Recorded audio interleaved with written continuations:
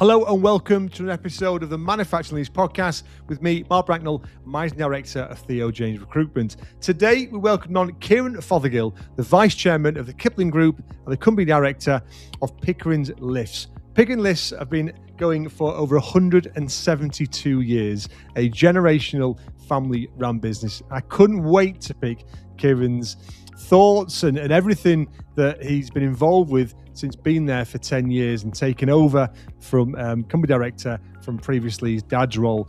We talked in detail about that. He took us through the full journey, the full 172 years of Pickering Lifts, which was fascinating. And I really understood the importance of how culture can be bedded into a generational run business, and actually the benefits of that being stability and consistency for its staff.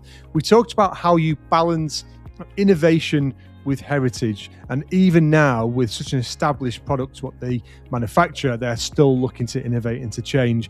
We also touched on and talked in detail about the skills gap.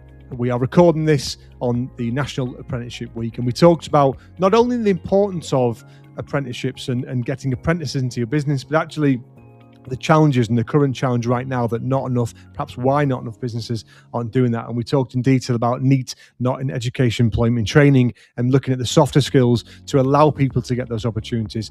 We also talked in detail about the industry, about engineering, and Kevin shared a very interesting view about the up and coming employment rights and the effect and the negative effect he believes that will have on businesses like his in terms of hiring people. We also touched on leadership, mentality. Kiran is involved with, I believe, 5 different businesses. So I obviously talked and discussed how he handles everything around that. So this was a real fascinating, enjoyable episode you're going to learn a lot from. So thank you very much, Kiran. As ever, please everyone like and subscribe. It really helps grow the channel. But sit back, listen, watch, and enjoy it. Thank you very much. A massive warm welcome today to Kiran Fothergill, the Vice Chairman of the Kipling Group. How are you doing, Kiran? You okay? Yeah, hi Mark. Thanks very much for having me on.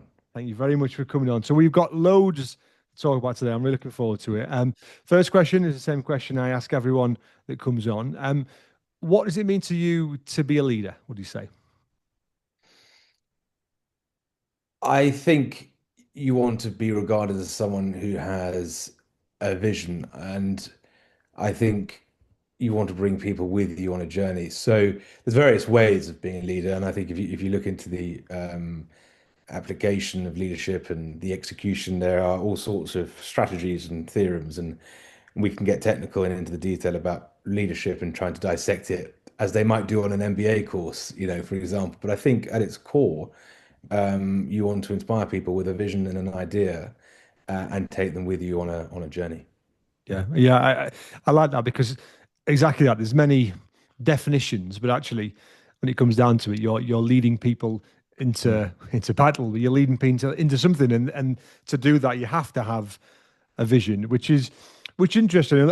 Normally, I would tend to pick around that, but actually, that almost segues into quite nicely in terms of part of what you do and part of the businesses you work for. So part of the Kipling Group, obviously, is Pickering Lifts. Obviously, you are an extremely busy man. There's lots of that come under that umbrella, and we'll pick it and talk about it. But I'm really fascinated by Pickering Lifts, a business which has been, is it 173 years? Is that how long they've been going for? 172 years this year, yeah. Years, which is amazing. And that hopefully we'll make it to 73. And that it isn't, that not many companies reach that level. Yeah. And I'm really fascinated by that in terms of what you need to do to a business to be able to evolve and change and to establish yourself and keep going during that how many decades that is. You've obviously been there for a little while. Was it noticeable when you started that they were different to other businesses that you worked with before? What do you say?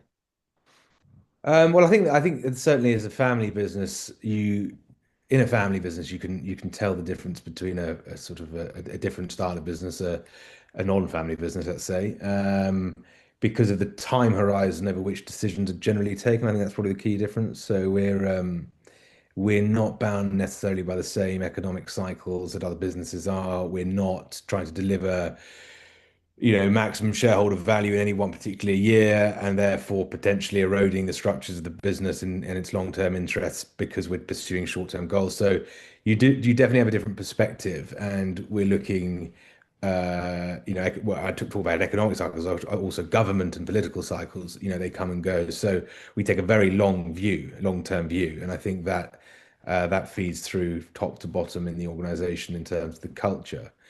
Um, and I think it's probably also interesting then to look back at the business itself and the history of the business, both in the time that I've been there, which is coming up to 10 years, but also in terms of the length of the history of the business going back to the very beginnings, and to see how over the course of history the business has reinvented itself in order to stay and modernized at points in order to stay relevant both to its customer base, to serve its customers well, but also and therefore in the market, I suppose you might say. So, we started out, and I sorry, I'll go off on a tangent here slightly, Mark, but we started out, interestingly enough, in 1854 as a mine shaft lifting equipment business.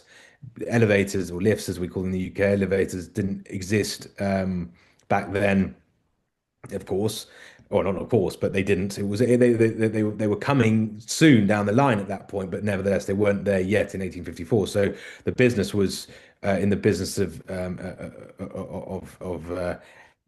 extracting goods and people and things from mine shafts. And we were quite good at it. The business was founded by Jonathan Pickering in 1854, and was doing well in the Northeast. And then, of course, that was the time of the industrial revolution was really at its peak, and the Northeast was powering Britain's trade and Britain's economy. And of course, we were exporting as a nation. We were exporting around the world at that time, and it was an amazing time. Gladstone called Middlesbrough the infant Hercules when he came up for a visit in the 1880s there. So it was an extraordinary time to be on Teesside, certainly, and there was a lot of wealth. And Pickering's was part of that, was a key part of that moment, I suppose. And then as the business developed in the 1850s and 60s, Jonathan Pickering, the owner, decided that he wanted to expand into different areas of lifting equipment, namely marine docking systems and cranes that were used to onboard and offload goods onto ships. And he enlisted the services of my six generations back great grandfather, John Fothergill, who was a marine engineer from Hartlepool. And in fact, we still have some of his patented designs, which are scale models of the crane and pulley systems that he was building himself Oh. back then, which is pretty amazing. My dad's got those. And if you remember, back then, limited companies as we know them now didn't exist because we didn't have the Companies Act as it is now hadn't been passed. So what you had fundamentally at the core of any business was three ingredients. You had the inventor, the entrepreneur, number one. You had an accountant and a lawyer, and that was the simple structure of any business generally, rule of thumb. So at this point, when Jonathan Pickering enlists the services of John Fothergill, my ancestor, we've now got two sort of entrepreneurial figures who are sort of inventors in their own right and working together both on the mine shaft lifting equipment side and on the marine docking systems. And they were quite strong at doing that. And you can see how the technology then developed into the ideas for lifts as we know them today. The mechanics being sort of fairly similar.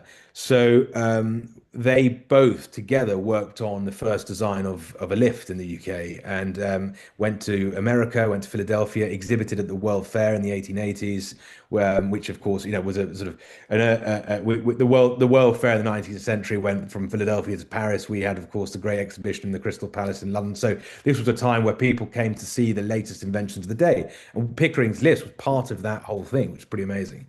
And we and anyway, the two of them came up with a few designs and started manufacturing lifts. And then Jonathan Pickering died in 1891, and there was only one person really that could take his job as managing director, and that was my ancestor, and John Fothergill. And I think the accountant and the lawyer were quite happy with that as well because they have been in the Yeah, business in no change there. Yeah, yeah. yeah, exactly.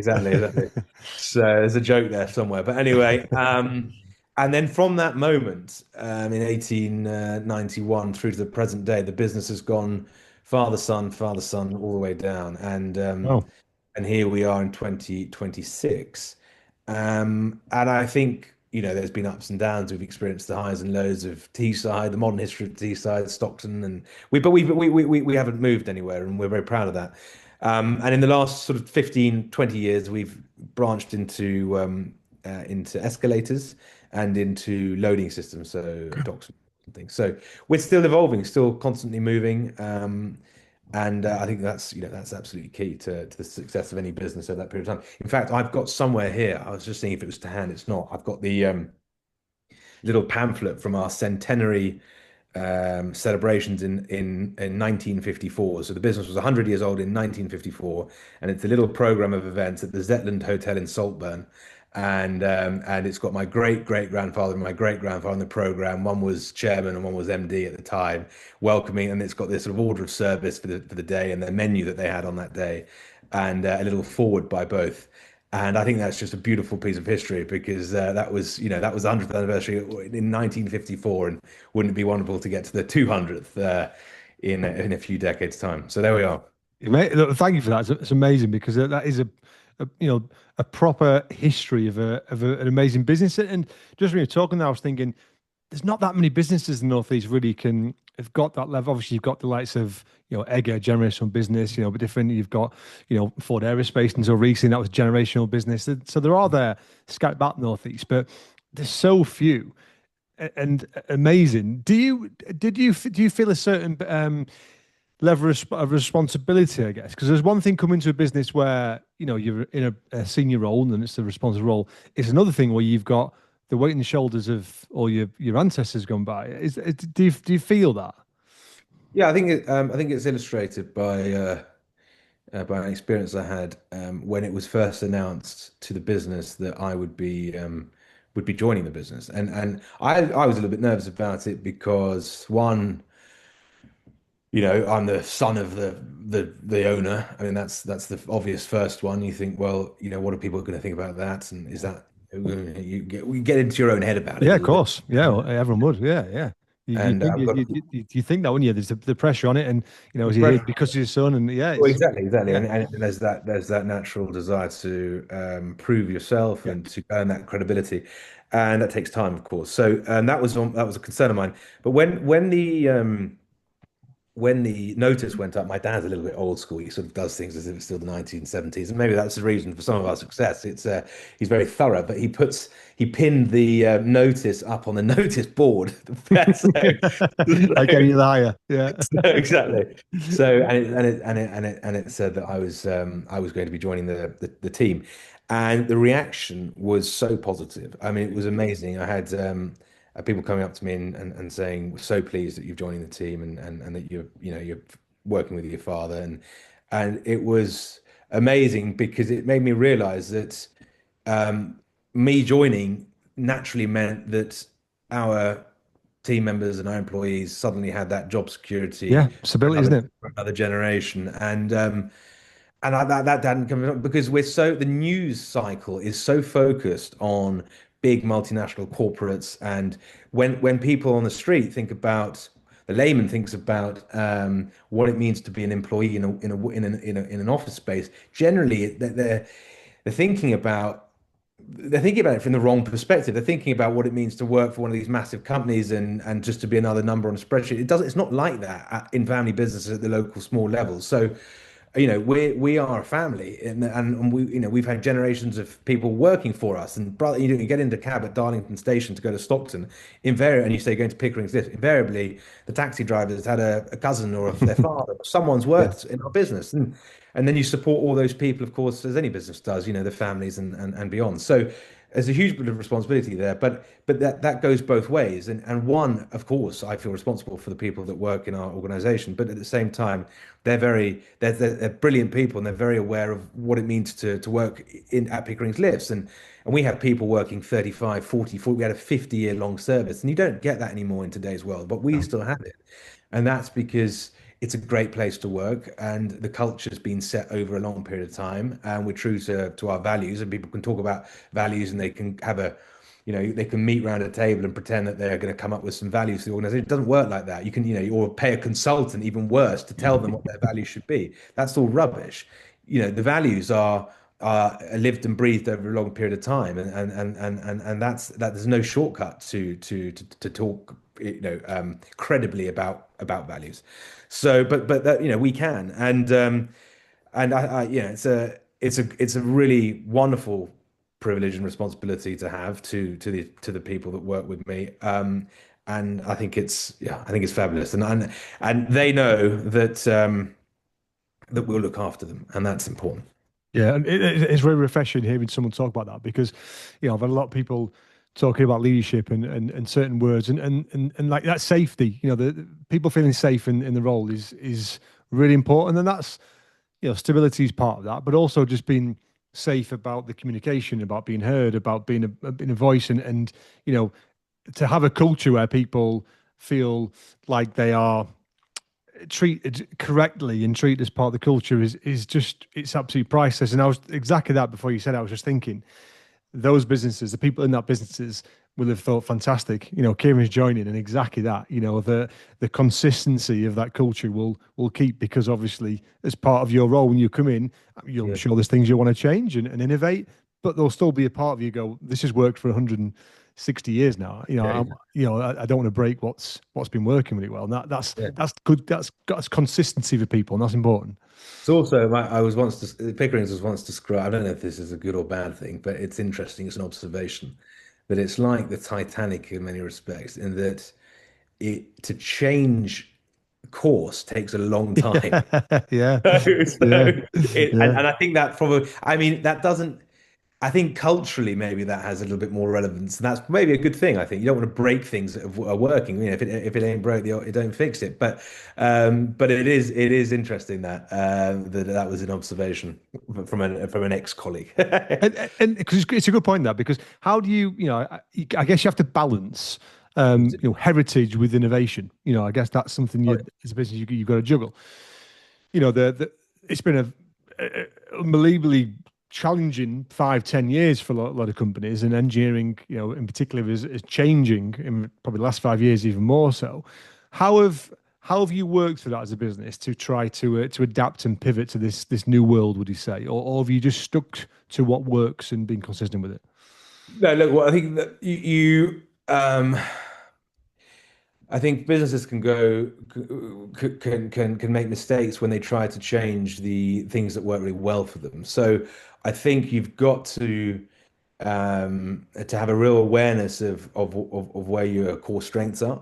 You've got to play to those strengths, and then you've got to innovate around the edges. That's how I would see it. I very wary of just sort of tearing up the playbook, and particularly when things are going well, because you can get into some dangerous territory, and you want the continuity there as well in people along the journey. So I think for us, it's been our bread and butter is in lift service, in lift maintenance and repair, in lift Yes. servicing, and that's the engine of our business. So we just make sure that we are refining our strategy in delivering, in our execution of lift maintenance and repair. But then we look at other business areas, business streams, and think where can we invest, and what can we do better, and what are interesting parts of the market to be in, and where we've done that, to give you some concrete examples in the last 15 years or so, has been in escalators and escalator servicing, Mm. in loading system products. So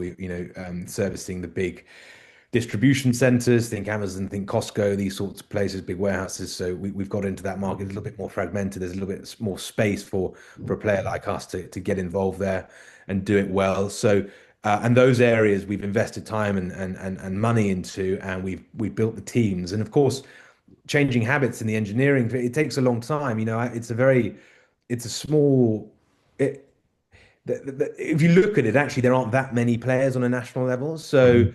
to change customer habits and to get them excited about our products and to get the marketing right, you're dealing with people. If you think about the individual, dealing with people who've been in the industry 25, 30 years, they know where they're buying from. They don't want to particularly buy anywhere else. They've got their relationships built. And we're if so to launch, even if we're an established name, and it shows how hard it is, that it takes us even a long time, even as an established name who sell everything else, to then get a customer of yours on one product, to get them to buy another thing, and to change their behavioral patterns. It's a difficult thing. So Yeah. So it does take time, but you got to have the courage of your convictions, and you got to be, you got to put the research into to the product, etc. Yeah. So yeah, I would say that's probably been the strategy. Make sure we're doing a good job of the core business, and then have a look at where we can expand into different areas. Actually, one point that's what I was thinking of.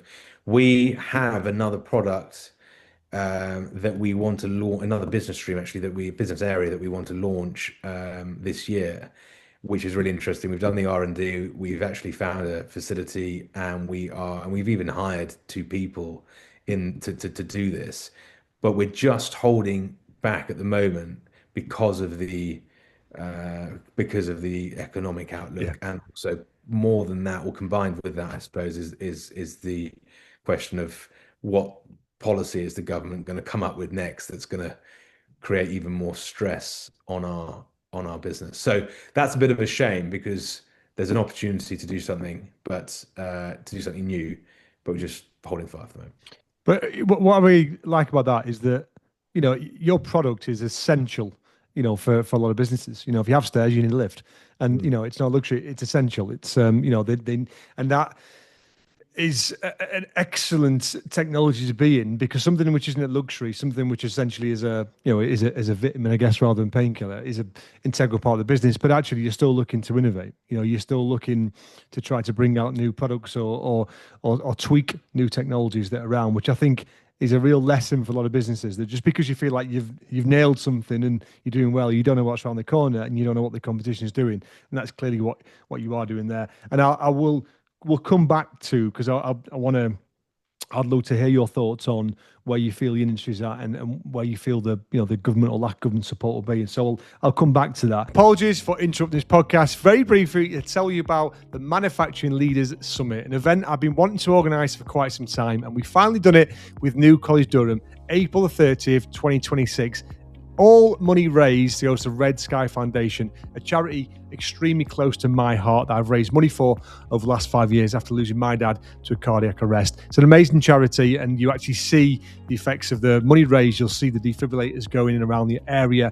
The day is going to be amazing. We've got speakers who are TED talkers, we've got an ex-Olympian, we've got authors all around leadership, mentality, and manufacturing engineering. We've got an amazing panel of people. We're going to talk about helping young people get into engineering, and then we've got 8 different workshops to choose from. It's going to be an amazing event all around adding value back to manufacturing. Ideally 180 to 200 people are going to be there on the day, and it's a great opportunity to network with like-minded people, other manufacturing leaders. So please attend.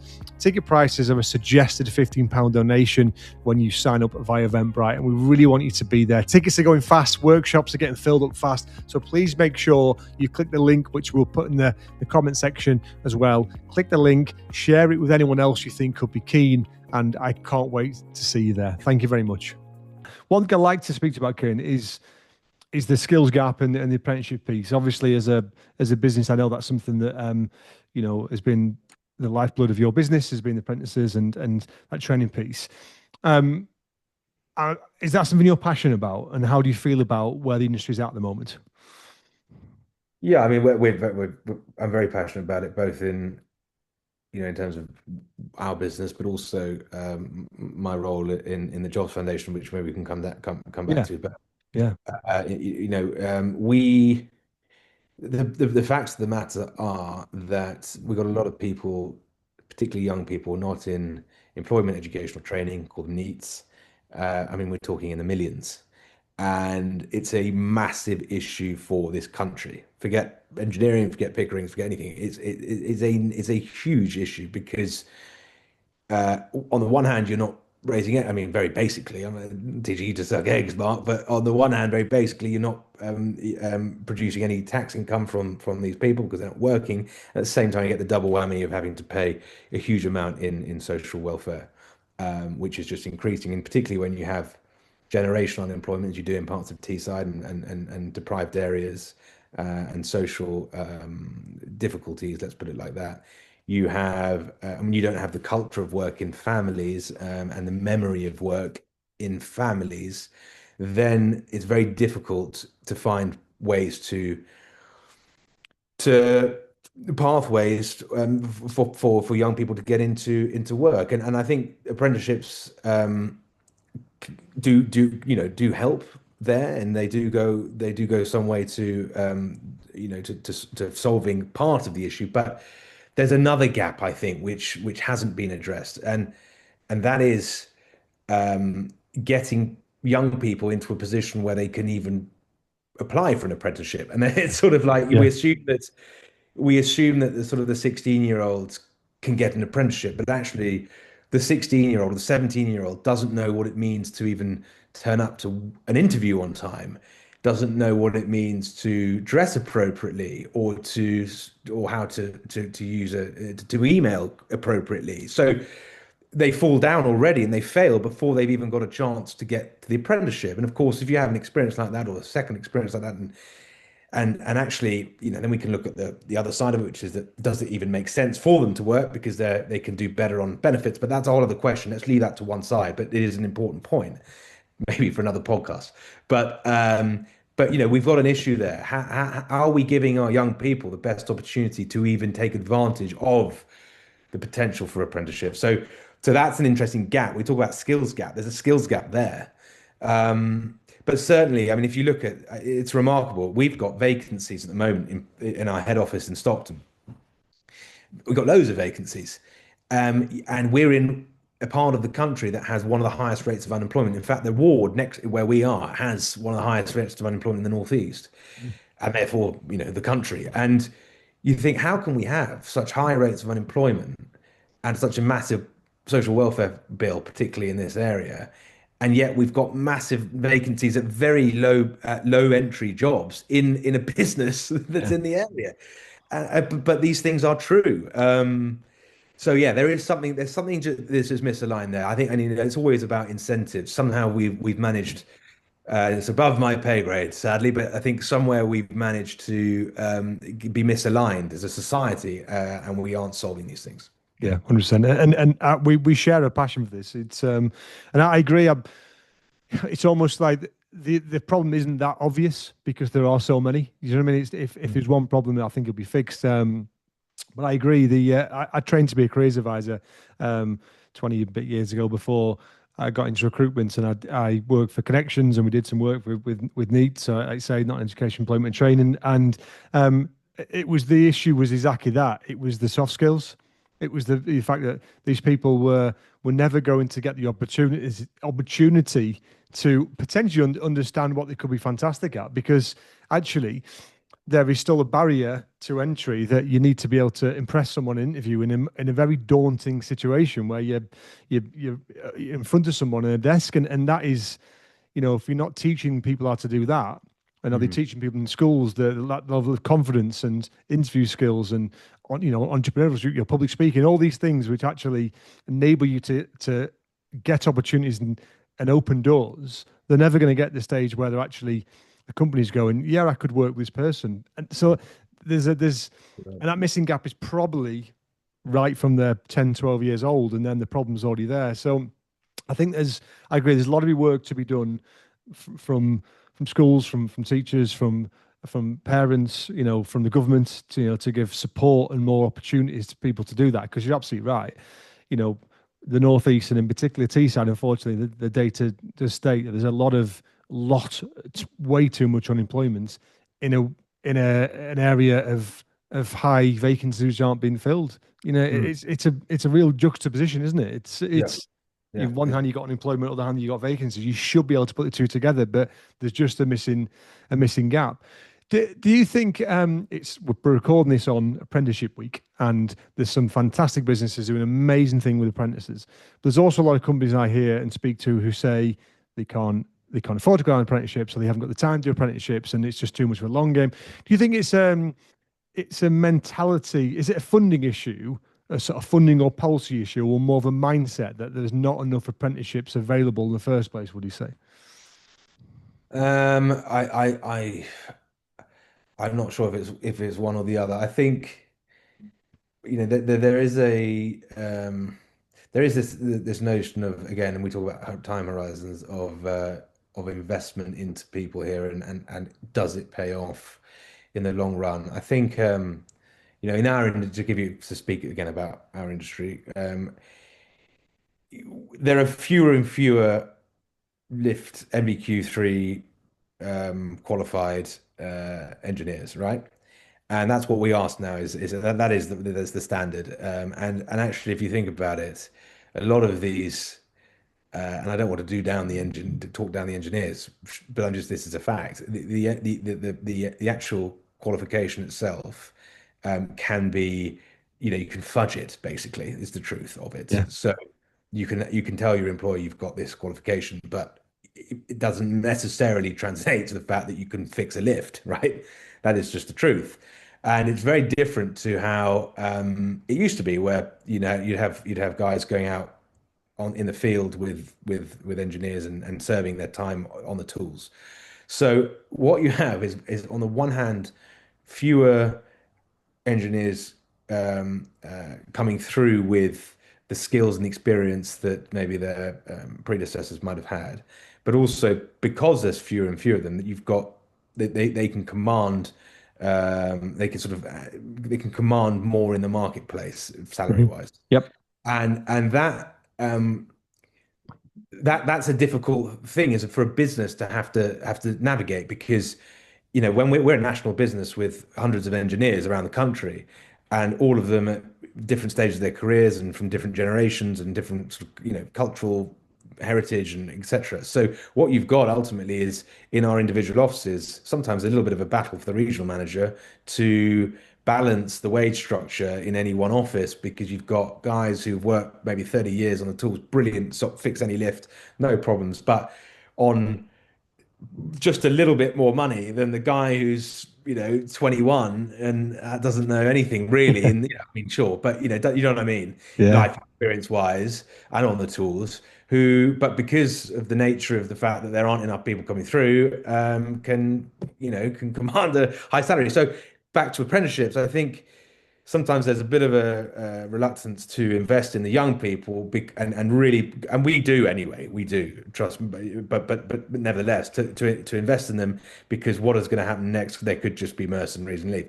But that does still happen. But what we do find, and this goes back to the long service and the culture, is that the grass isn't always greener, Mhm. and it's sometimes, not all the time, and that's fine, but sometimes and often we'll have guys come back to us after Yeah. a year elsewhere or so or less, and that's fine. That's just part of how it goes. So yeah, that's probably what I'd say about that. Yeah, I agree. Do you think there's an opportunity? Because the companies I find that aren't taking apprentices on are the smaller businesses, I guess, which might not have the setup available and the time it takes. And I would argue that every company I've seen it work for, it's an amazing way to empower your employees to mentor people. And it's an alternative route to management. Could be mentoring someone, a young apprentice. But there's still a time attached to that and a cost attached to it. Do you think this is where some companies could collaborate? The smaller businesses could collaborate with the bigger businesses to try to create more, if that was funded and incentivized from the government to do so. Because there's an obvious gap between companies, and I can think of a few in Teesside that have got a fantastic reputation, have a brilliant apprenticeship scheme, and then many businesses that just don't, and then they almost have to pick from the ones that, do you know what I mean? That have then Yeah. not worked out somewhere else, and it's a difficult one. Yeah, definitely. And I think that one of the things that I do as chairman of the Jobs Foundation Northeast is speak to a lot of businesses in the region, and to share best practice, and to encourage that sort of partnership. Exactly right. I think there is scope, and I think yeah, it's very difficult for small businesses to take, because it is. I mean, relatively, it's a big risk, and Yeah. time wise, particularly, and the investment that's required. So why, how do we make them feel better about taking that risk, or even minimize that risk? I think that's a really important question to ask. But the rewards are there if you get it right, and you are matched up with the right person. It's brilliant. I mean, if you look at Pickering's, one of our directors who's now on the board, who's been with us, must be over 25 years.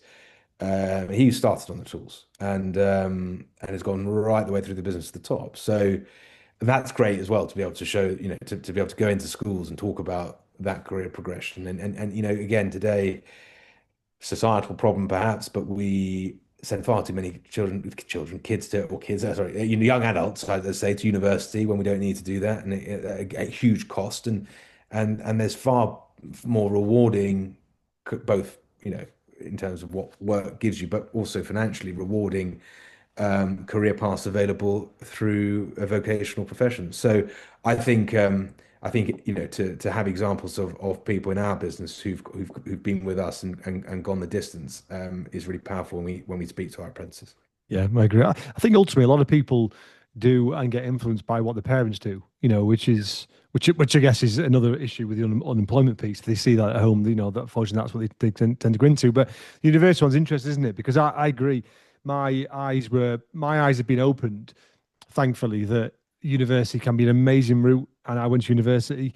My sister went to university, and that was the route that almost was sort of pressed on us by my parents. I'm glad I did because it was great for me, more the life skills piece. But actually, I've got two kids, and my eldest is 10, and she's just clearly academic, wants to be a teacher. I can see down that route. My little lad is he's just wants to see how things work, and he's really enjoys that engineering piece. And I think if I'd not worked in this field, I Mhm. perhaps wouldn't have. But now what I'm talking to him about is engineering. I'm showing him robotics and those because I just see that's his path, and I don't him potentially going to university just pure on the academic side. I just think would be a waste. So yeah, I think there's an area of awareness that should be given to parents as well, because it's not their fault to some extent. They don't know because they've not had exposure to it. I'd like to just touch on that jobs foundation piece, and I guess bring it in regionally. What are you seeing on the ground now, would you say? And I guess what are people not talking about enough, which is a problem, would you say? Um, yeah, I mean, I think at the moment there's a lot of concern. I mean, one thing, I mean, particularly in hospitality, that I've been speaking to a few businesses recently, that is the simple fact that the taxation is causing serious financial stress on the Yep. business. The increased ENI on businesses that are labor intensive and heavy on staff overheads. That's really difficult for them now, and the margins are already wafer thin. So, Yeah. the government, unfortunately, no one in the government really has any business experience, which might be part of the issue here. But they don't see that. And I was in London. To take it back from, sorry, to zoom out from the northeast for a sec, but I was in London on a Wednesday night a couple of weeks ago, and you couldn't get a pint, and it was about 9:30 in the evening. You thought, what's going on here? Because the pubs were just shutting Yeah. because it wasn't work. It was they couldn't afford to employ people through to closing at 11 o'clock. You're in London, and Yeah. it's impossible. And you just think, what the hell's going Uh-huh. on? Yeah. But that is the reality of it. You couldn't do it. So I think there's a lot of concern about that. And then just again to talk about maybe government policy, the employment rights bill that's coming in. Um, there is a lot of concern there as well. And I think when we talk about the skills, talk about taking a punt on someone, taking a punt on an apprentice, taking a punt on an employee, and giving them the benefit of the doubt, particularly say they don't turn up to the interview and impress you brilliantly, but actually you see something in them and you think, well, maybe they had an off day. Let's give them a shot. I think the willingness for employers to do that is being dampened down, and that's as a result of the increased burden of legislation. And I think we've got to be wary of that. And it's going to have exactly the opposite effect that the government intends, because you're just hamstringing small businesses. And what happened in practice, and we've discussed this at our boards, is well, we need to be doubly sure of one, who we're hiring, and two, of them passing the probationary period. And we need to have references, and we need to go, we need to do an extra layer of due diligence. And that just means that the person who hasn't worked for 5 years because they've had mental health issues, or they've been there, or they've done that, or they've been caring for someone who's trying to get back into the workplace, is going to have an extra hurdle to jump over. So, yeah, I mean, these are the things that we're talking about in our sessions. Yeah. Yeah. I could not agree more with what you said there. And that's exactly what I'm hearing, from a lot of our employees, that they're all scared of putting a foot wrong about the consequences. Yeah. As simple as that. And it will, for me, I completely agree. It will have a a completely derogative effect in terms of what it needs to be. So it's a real issue that, and I'm also quite concerned. And like you say, that change in NI, amongst other issues, but that one itself, I saw an overnight Mm. shift. We're a an engineering recruitment firm, and overnight I saw roles got cancelled after that, and the hesitation just because the payrolls in manufacturing absolutely huge. They're huge. So you shift that even slight, it just comes straight off your bottom line. Oh You yeah. know, added to not enough support with the electricity costs. How much does it cost to heat a big factory? They say the government, they're not in these sort of businesses, so they don't see the impact that has. Margins have already been squeezed and squeezed with, now you've got supply chain problems and all this type of stuff. It is a real issue. And, to some extent it's hidden, it's only going to get worse. But, all we can do in business is everything we spoke about right at the start, isn't it? It's just, adapt to see opportunities and pivot and move forward, because there's no one with no white knight coming to save us. It's just a case to do so. I'd like to ask your thoughts on leadership, but I guess how you manage things yourself, Kim, because you are a very busy man. It's one look at your LinkedIn tells me how much stuff you involve. I mean, how many businesses are you involved with now? Um, four businesses. Yeah. One's enough for me. One keeps me up most nights, so I can only imagine the stress that puts under. How have you learned? I mean, I guess first question: how has your leadership changed over time from where you are today versus where you started? What would you say the main shift you've moved towards? Um, I think I'm definitely more still working on this, by the way, but I think I'm definitely just a little bit calmer, more patient, perhaps, and less keen to just impose myself. I think that just probably it comes with experience. I think at the start you're very eager to of your career at least to make an impression, and sometimes I think sometimes the best impression is is made over a period of time in different ways. So that's probably a big change or gradual change. But over when I look back over the years, and yeah,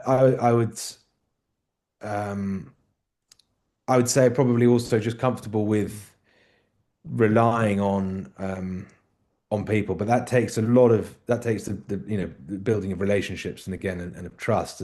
But I think as I said to you at the start, I've got an incredible team of people around me in all those businesses, and I think learning from being very comfortable learning from people that know a huge amount more than you in any one of those particular fields, and just being really comfortable with leaning on them and taking their advice. I really enjoy that. So yeah, but I look forward to developing those things further as well in the future because that's the beauty of being in the position I am, is that you have some fabulous people and you can learn so much and take so much enjoyment from what you do day to day. And is there a way that you manage your own mindset, I guess, through, it's been a difficult 5 years for most businesses. You're in different types of organizations with different problems. How do you manage to escape that noise sometimes and just look after yourself? Well, there's an oak tree actually that's a Civil War era oak tree near where I am, and it's been dated to about the 16. It's been dated to the late 1640s, early 1650s. So it might have just missed the execution of Charles the First. But I do look at that tree sometimes. I go a few walks. What I do, I look at it and I think that tree's seen it all. So how Yeah. bad can it be? So yeah, I think it's really important to be able to just take a step back and give yourself a bit of time. I do that through the trials and tribulations of following Middlesbrough, and this year looks like a good year. I take a bit of time out I play cricket in the summer for my village team. We went to India on tour. There's things you got to mark. You got to put things in the diary at intervals in the year to look forward to for which are sort of extracurricular. So I think keeping a very balanced and varied agenda is key to sort of to be able to recharge, go again, stay positive, stay in a healthy frame of mind. and really enjoy what you're doing.